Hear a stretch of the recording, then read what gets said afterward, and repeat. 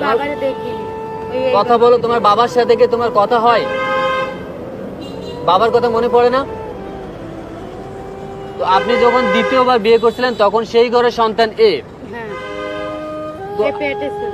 পেটে থাকতে চলে গেছে, তো চলে যাওয়ার কারণটা কি?